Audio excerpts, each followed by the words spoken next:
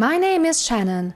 This is a story of revenge that my mother-in-law, Grace, executed on my behalf and that of my husband. I used to be a corporate employee, but circumstances led me to resign. Now, I'm a second-year married woman focused on housework while job hunting. My husband Ethan is incredibly considerate and caring. Home now. Thanks for taking care of the house again today. Welcome back. He even occasionally brings me job recommendations. How about this job? It's similar to what you did before. Yeah, thank you, I'll apply. I met Ethan at the company where I used to work. He was in charge of training me when I first started, and we hit it off while discussing work matters, which eventually led us to dating and marriage. Ethan knows why I left my old job. He's advised me to take my time with job hunting, no pressure. You could work part-time or temp. If you're not feeling up to it, it's fine to just focus on being a housewife. Ethan's words are reassuring, and his income is good. However, I can't help but feel guilty relying solely on his earnings. Ethan even helps me with the household chores, so I've continued to juggle housework and job hunting. He's been consistently supportive. Finally, I found a new job in the same industry, albeit part-time. My new co-workers are great, making it a comfortable work environment. Life was becoming stable, juggling work and housework with Ethan's support. But that happiness was short-lived. I was suddenly hit with the news of Ethan's passing. A stress-related illness, I was almost cured of relapsed due to this devastating news. I can't imagine how I would have coped without the support of both our families. Still, I mustered the strength to get through Ethan's funeral. Naturally, his colleagues, who were my former colleagues, also attended. They sneered and whispered behind my back, pointing fingers at me. Every time our eyes met, I felt nauseous. My exit from my former job was due to issues with these very people. Both sets of parents noticed my discomfort and tried to be supportive, but I held it in. During the funeral, while greeting relatives, a woman suddenly appeared before me. I instantly recognized her. Her name is Jennifer, Ethan's batchmate and my senior at the old company. She was also the reason I left my job. It's been a while, hasn't it, Shannon? Jennifer. I gave a slight nod, trying to distance myself from her. However, she forcefully grabbed the collar of my funeral attire, preventing me from leaving. Thinking you can escape me just because you quit? Big mistake. Jennifer whispered to me in a mocking tone. Jennifer was the CEO's daughter and did whatever she wanted because of her dad's influence. Right off the bat, I became her target. It seemed like she really didn't like me, harassing me at every turn. She even spread all sorts of rumors about me, rallying co-workers to her side using her status as the CEO's daughter. This Jennifer was always impeccably made up, gorgeous, and constantly surrounded by male employees.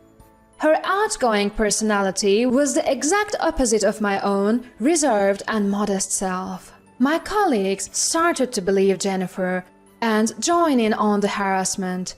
Important information would be withheld from me and tasks would be dumped on me right at the last minute. My work was disrupted and my time card was manipulated, so I never got paid for my overtime. This nightmare went on every day. Even when I talked to HR and upper management, they brushed it off as a newbie's paranoid delusion, probably because Jennifer and my co-workers kept their stories straight. It's also possible they were covering for Jennifer since she's the CEO's daughter. The only person who sided with me was Ethan, my trainer and boyfriend. But even with Ethan's support, I was drowning in work and never allowed to leave on time, leading me to quit due to stress and overwork. Then, dealing with both mental illness from the stress and the economic downturn due to a certain infectious disease made my job search tough. The damage and pressure from not finding another job quickly took a toll on my mental health. I never wanted to see my former co-workers, especially Jennifer. But Jennifer, remembering me, approached. As if to twist the knife, she said something unbelievable. "Hey Shannon, I'm getting his inheritance, right?" What? I couldn't hide my shock at her abrupt remark. "Why would you, Jennifer? You're the CEO's daughter, and you have no right to Ethan's inheritance." My mind was racing. Jennifer then said something even more shocking. "I'm pregnant, 4 months along. It's Ethan's baby." She rubbed her belly for everyone to see. "Obviously, this child is Ethan's. You don't have kids, so it makes sense for his child to inherit. I'll be taking Ethan's inheritance." I was dumbfounded. How could Ethan, who was always kind and sportive, have a child with Jennifer? I couldn't and didn't want to believe it. I just wanted to escape this awful reality. "How does it feel, Shannon, to have your loving husband stolen? Tell me, how does it feel?" Jennifer laughed triumphantly.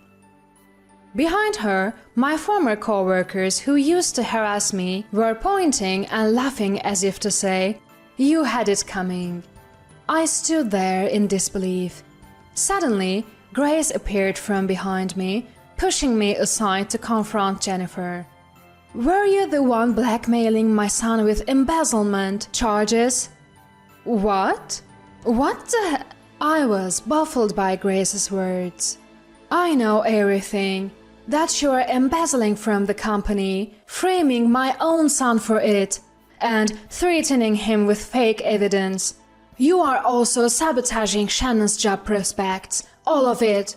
"Hold on, Mama, what are you talking about? Slander without evidence could get you sued." Jennifer was desperately playing dumb. "I've got the evidence right here." With that, Grace pulled an envelope from her coat pocket and scattered its contents across the funeral hall. It was incriminating evidence of Jennifer's embezzlement and her threats against Ethan. The room erupted in whispers as Jennifer's dark truth came to light. "What's going on here?" "Jennifer, you're the worst!" "Embezzlement and threats? Those are crimes!" "Well, wait, this is... that..." Jennifer was clearly panicked, but soon regained her composure and turned to me. "But the fact remains, I'm carrying Ethan's child. Hand over the inheritance now." "No need to worry about that. That child isn't Ethan's." "What? Do you know about perinatal DNA tests? My son discreetly had one." Grace then thrust the DNA test results at Jennifer, proving the child wasn't Ethan's. "This is fake!" "No, these are certified DNA results. Unlike what you've done, this isn't fake. The hospital will vouch for it." "What?" "You've done plenty of other messed up stuff too, We've got all the evidence to prove it." Upon saying this, Grace presented a plethora of irrefutable evidence. Multiple proofs surfaced, detailing harassment, embezzlement, blackmail, and even deeds too shocking to mention. Jennifer, unable to make excuses anymore, broke down in tears, scrunching her face and pulling her hair, emitting bizarre sounds. Her makeup started to run because of the tears, making the onlookers around her gasp. Her disheveled face looked like a disaster, to say the least. Yes, Jennifer's beauty was all makeup. Her real face was completely different. Former colleagues who used to be Jennifer's clique quickly flipped and began laughing at her while snapping pictures on their mobile phones. It was so like them to turn on her as soon as her position became precarious. "I'm sorry for any pain I've caused you, Shannon, but my son didn't betray you, okay? Please believe that. Here is the proof." I was stunned upon seeing it and knowing the truth.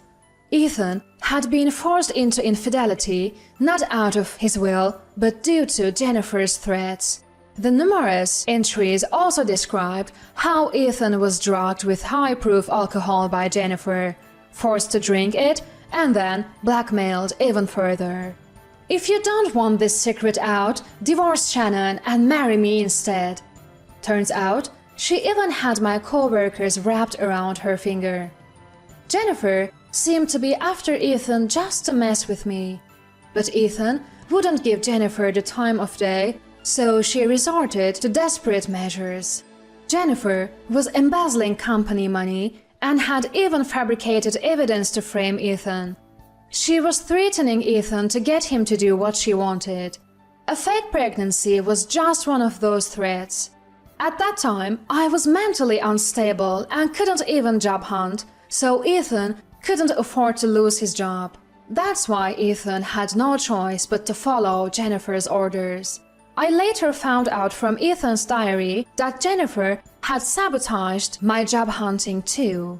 She had spread damaging information about me to rival companies through various connections.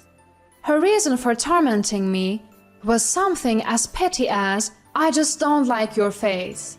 The reason she messed with my job search and tried to steal Ethan was simply, she couldn't stand me being married to a high-value guy despite being beneath her, and she wanted to ruin my life. Jennifer couldn't bear the thought of someone she considered lesser being happier than her. She planned to leave me jobless and divorce Ethan. Even after quitting her job, she kept on hounding me. My anger towards Jennifer was just unstoppable. Ethan, although he acted strong, was troubled by the false charges Jennifer pinned on him. But Ethan couldn't just sit there and do nothing. He was gathering evidence of Jennifer's embezzlement and threats during his work hours, planning to take legal action against her. Then tragedy struck Ethan just when he was getting ready. He was overworked, sporting my job search while dealing with work and gathering evidence. I too am to blame for not noticing Ethan's struggles. But what Jennifer did was simply unforgivable. She harassed me for petty reasons, sabotaged my job hunting, and did terrible things to Ethan. There was no way I could forgive her. Later, it turned out the father of Jennifer's baby was a married man, and she was sued for a large sum.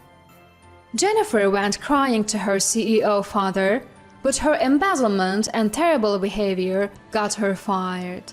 Her parents were so furious at her conduct that they disowned her. "Someone like you doesn't deserve to be a daughter."